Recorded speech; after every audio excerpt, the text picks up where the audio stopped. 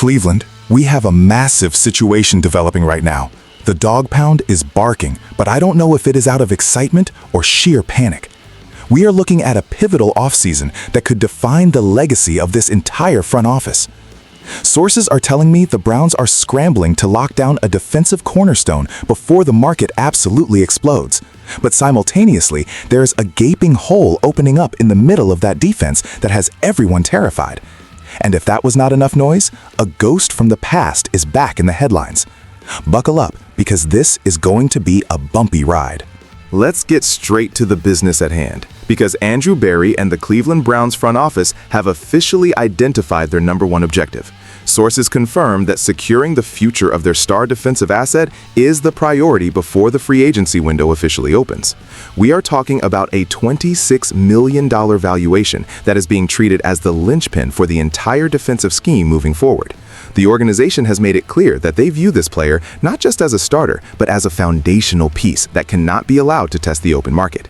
The leverage here is immense. Management understands that the salary cap is going to rise, and locking in this deal now is a strategic financial move to prevent paying a premium later. This is a classic Andrew Berry maneuver, identifying core talent and paying them before the market resets the price tag.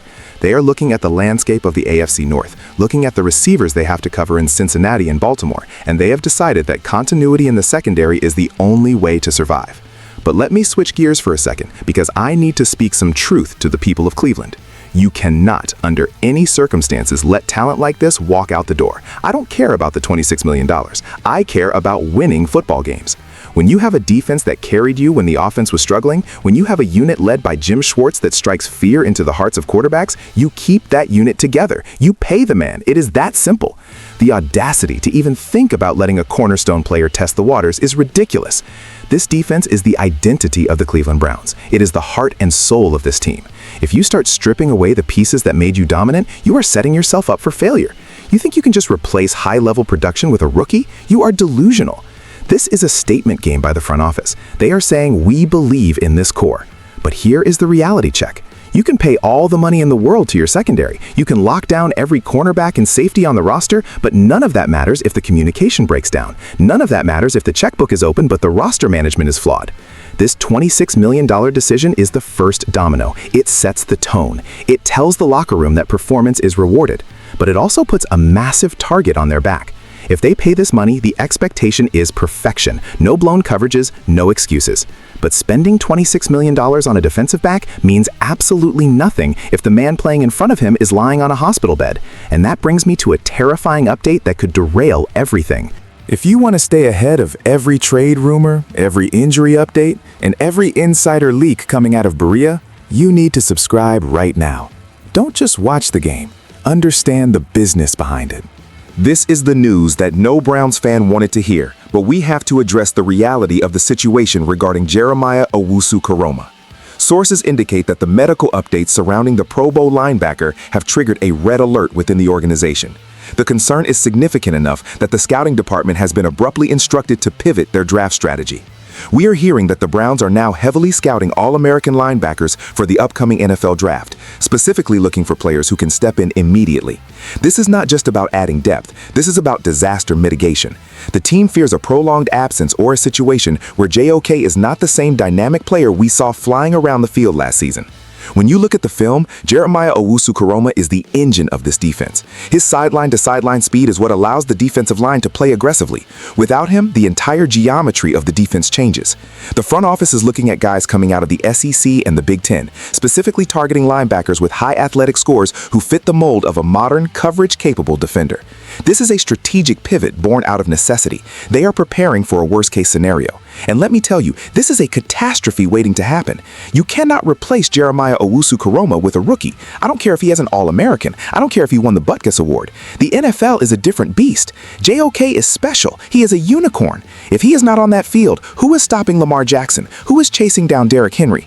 The Browns' defense relies on speed, and if you take away the fastest linebacker in the league, you are playing with one hand tied behind your back.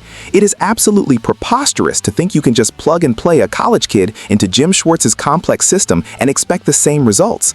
This news should send shivers down the spine of every person in Cleveland. The defense was the one thing we could count on, the one thing that was elite, and now we are talking about medical concerns and draft replacements? This is a nightmare. The timing could not be worse. They are trying to contend for a Super Bowl, not rebuild the linebacker room.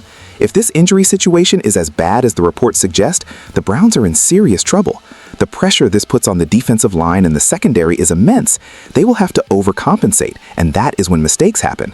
But while the current roster is fighting for its physical survival, there is a different kind of battle brewing. You can draft all the linebackers you want to fix the physical holes in this roster, but you cannot draft a solution for the psychological warfare being waged by a former franchise savior who just decided to light a match and burn the bridge down. Just when you thought the chapter was closed, Baker Mayfield has kicked the door back open. The former first overall pick of the Cleveland Browns has broken his silence regarding the tumultuous end to his tenure in Cleveland, and he is not holding back. In a recent public appearance, Mayfield addressed the friction, the reports of immaturity, and the infamous adult-in-the-room comments that surfaced before his departure. He is clarifying the timeline of events that led to the trade, essentially stating that the communication from the organization was non-existent and that he was made the scapegoat for a franchise that was desperate to make a splash at quarterback. He is painting a picture of a locker room that was divided and a front office that lost faith in him despite him playing through a torn labrum for the entire season. This is Baker Mayfield reclaiming his narrative now that he has found success and stability in Tampa Bay. He feels vindicated, and he is letting the world know that the dysfunction wasn't on him. And quite frankly, hearing this makes my blood boil. I am looking at the Cleveland Browns and I am asking, do you miss him yet? Because while Baker Mayfield is winning playoff games and throwing touchdowns in Tampa, the Browns are still trying to figure out if their $230 million investment can even stay on the field.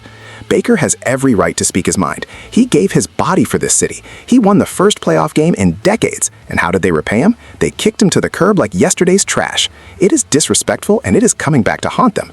But at the same time, Baker, you need to move on. You won. You are the starter in Tampa. Why are we still talking about Cleveland? It shows that the scar is still deep. But for the Browns, this is an embarrassment. It reminds everyone of the gamble they took. Every time Baker speaks, it twists the knife a little deeper into the side of the Haslam family. It brings up all the old drama right when this team needs focus. The locker room hears this. The fans hear this. It creates a distraction that Kevin Stefanski does not need. The timing is calculated. Baker knows what he is doing. He is twisting the narrative to ensure history remembers him as the victim and the hero, not the problem. And looking at the current state of the Browns quarterback room, it is getting harder and harder to argue against him. This is the domino effect of three massive stories colliding at once. This is a defining moment for the Cleveland Browns. You have the front office spending $26 million to save the secondary, the scouting department scrambling to replace an injured superstar linebacker, and a former quarterback throwing verbal jabs from across the league. The pressure on Kevin Stefanski and Andrew Berry has never been higher. They have to get these decisions right, or the window closes. I want to hear from you. Is keeping the defense together enough to overcome the holes at linebacker? And are you missing Baker Mayfield right now? Let me know in the comments. We are all in this together, Cleveland. Stay strong.